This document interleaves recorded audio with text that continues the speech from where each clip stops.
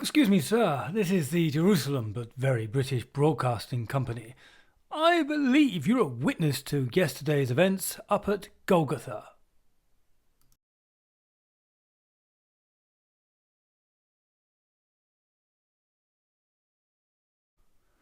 True, right, I was. I was there, watching, well, with employment such as it is with the Romans coming and me losing me ways and means of earning a decent wage with all their law and order. There's nothing much to do but to watch a good crucifixion. Ah, yes, me and the missus took our sandwiches, fish sandwiches.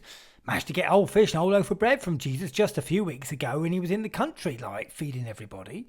Somebody said it was 5,000 in one day. Anyway, managed to sequester one of each just for ourselves. Anyway, me and the missus have been following him ever since, just in case there was any more handouts. And what with the Passover coming and all that, thought there may be another 3 meal, because Jerusalem's so expensive this time of year. Racket, if you ask me. Upping the prices just as the tourists arrive. Anyway, I think it all began a few days before, just outside of the city.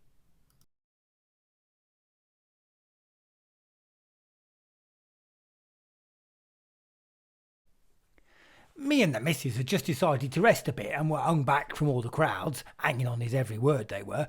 Mind you, he didn't talk that much, always concise and to the point, and forever asking questions back, really. But my wife says I could talk forever I could when she lets me get a word in edgeways. Anyway, as I was saying, we was hanging back and we noticed Judas Iscariot slip away from the rest and head towards the temple precincts. Well, we thought he could be arranging the start of the revolution with the priests and, well, we wanted to know, good opportunity for looting.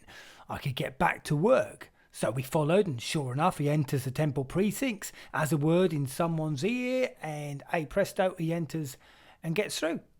And he's off somewhere. And when he comes back, he's got silver. 30 pieces, I guess I'd say. Anyway, he returns to the group of disciples, thought nothing of it. He holds the common purse for them after all. Anyway, well, it's Passover, innit? And they were making preparations, except that Jesus had it all worked out already. He had sent some of them into the city and it was all sorted. And quick as a flash, Jesus and his 12 hardcore were eating eggs, horseradish, and the rest fine as Larry. Well, the rest of us were struggling to get a pizza matzah.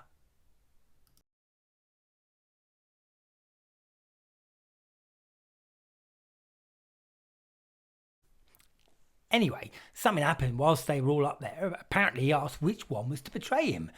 Well, after all they'd been through, it got quite rowdy, I can tell you. We was outside, hoping for a bit of leftovers. You see, my wife, she's my new wife, foreign, she argued with Jesus only months before, saying that she deserved some of his food, like even the scraps that the dogs get under the table. So I was taking him at his word and hoping for some scraps to be out of his table thrown out the window. Anyway, where was I? Oh, yeah, it got quite intense. We could hear their voices asking whether they were the one to be the betrayer.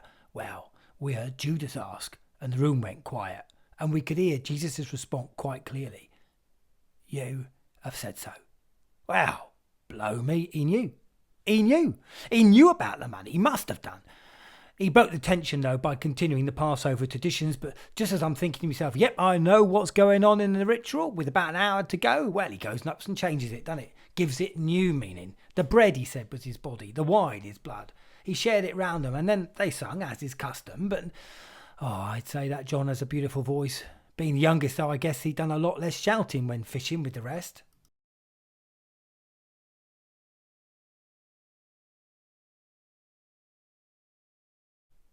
Well, when they all left, it was John who seemed most distressed. Simon Peter looked angry. No change there then. He always lived on the edge, that one, swinging from black to white. No grey, no middle ground, no sense of just trying to get by, all or nothing.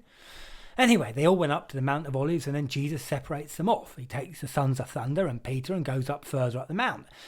And then he goes up further by himself. And a couple of times he comes back to the three of them and seems agitated that they are asleep. Well, I was awake, I can tell you. I didn't have a belly full of food and wine like they did. No wonder they were asleep. So anyway, he's agitated and he keeps asking his father to take away the cup he must drink. Well, I'd never met his father. Mary, his mother, was always hanging around, always seemed a little anxious, over-anxious, parenting, I'd say, never letting him out of her sight. Anyway, up he goes to dear old Dad. Back he comes, gets even more agitated, and the third time he comes back, well, I hadn't seen it coming. I hadn't, had I, love? No. But Judas comes with an armed guard from the temple. He kissed Jesus in greeting. Well, no 2 metre distancing there. Straight up, hello, and Jesus says, get on with it. Just as I think a total melee is about to break out with Simon Peter taking a sword and giving a side swipe at the high priest's slave's ear, Jesus puts an end to it.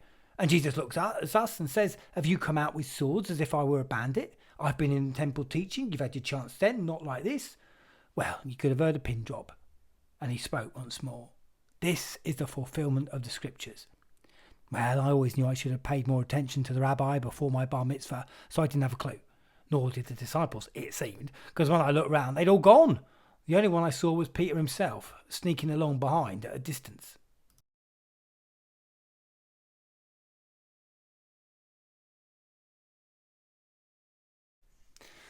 Well, off they went into the temple to see Caiaphas, and then there was a lot of shouting. People were dragged in, and then they weren't getting very far. Didn't hear a word from Jesus to seem to make old priesty boy Caiaphas even worse. And then Jesus must have said something, because priesty was shouting, "Blasphemy! We've heard it with his own ears. Blasphemy!"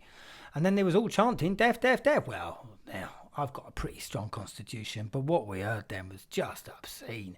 They taunted Jesus, asking him to prophesy on who'd spat on him and who hit him.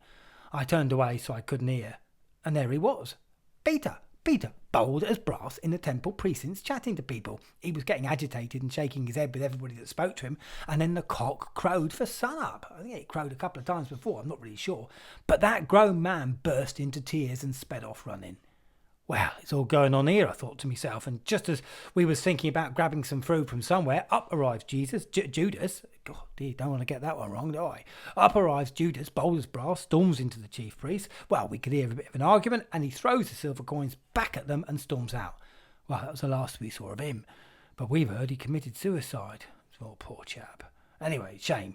There was something about him that Jesus very much liked. You could tell. Yeah. Anyway, more to the point, we were able to grab one of those coins because it rolled away, and I put my foot on it, and when no one's looking up, picked it up. Gushti. But we never got a chance to use it because out the main door is escorted by guards, Jesus, and we followed them to Pilate's house.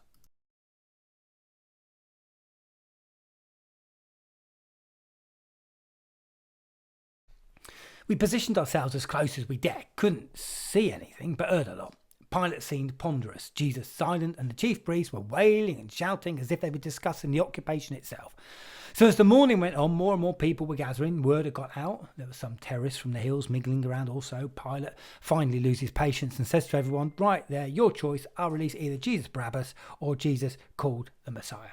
Well, Pilate then gets word from one of his underlings, and I see it quite clearly. His face went ashen. And he asks again the crowd, "Who do you want released?" Well, with the chief priests and Barabbas' men all in the crowd, it was a foregone conclusion, wasn't it? And then they called for Jesus to be crucified, and it was all getting out of control, and Jesus was taken away, and Pilate washed his hands of the whole matter.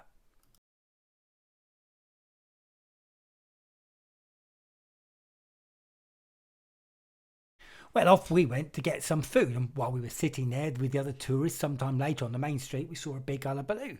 Well, I was tired by that point, but my wife, she went into the crowd to get a closer look, didn't you, dear? Oh, she's all cut up by the event. She keeps clutching this cloth of hers with which she said another woman wiped his face. Anyway, look at it. Blood, sweat, no doubt tears.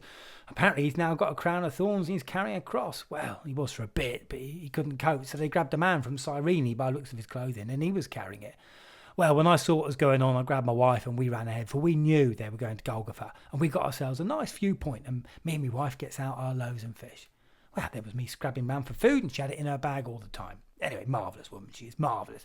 She's had an illness, not been well, but lately she seems a lot better. Ruin the begging lot, though. Can't ask for money for a sick wife when she's up and running around praising Jesus all the time. I've asked her to temper it down a bit, but she can't. Very black and white, all or nothing. Bit like Peter, I guess. Bit like all of them. Like, they found a pearl in a field, and now they're going to sell everything they can to get the field. Anyway, where was I? From where we was, we had the best vantage point. There was 3 of them there that day, 2 robbers. Always makes me gulp when I see fellow comrades get caught. Anyway, Jesus suddenly cries out, "Elijah, where are you?" Well, someone ran and got a sponge. It gave it to him to drink. But I say, wait, this could be amazing. Let's see if Elijah comes to save it.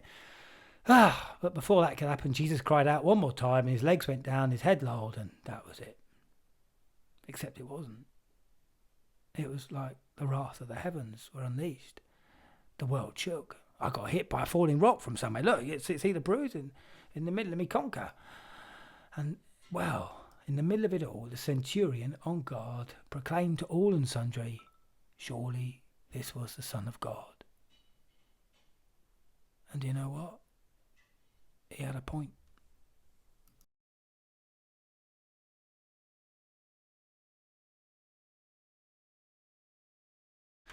Well, in all the melee, not quite sure what happened next. There was Mary, Jesus' mum, Mary Magdalene. Oh, I had a thing for her, I did. But she met Jesus and became like a nun. Only had eyes for him, she did. Oh, but then there were the Thunder Boys and some rich geezer. Had to be from Arimathea, the way he held himself. Anyway, he gets given Jesus' body, takes it to his own tomb. Well, we decided to spend the night there. Well, we hadn't slept for days. We were Jacob Crean crackered. Well, the next morning we were woken by an armed guard stood there making the tomb secure as if someone was going to steal the body and say he was alive. Well, I've seen some things in my time, but nothing like this. You see, the thing about Jesus was he was one of us, understood us, not full of himself. He was normal and yet inspired in everybody else extraordinary things. Amazing. Well, anyway, we're off for holiday now. Not far, we're going to Emmaus. Decided a short break in a small place where nothing much happens. Just hope we don't meet any strange bods on the way there.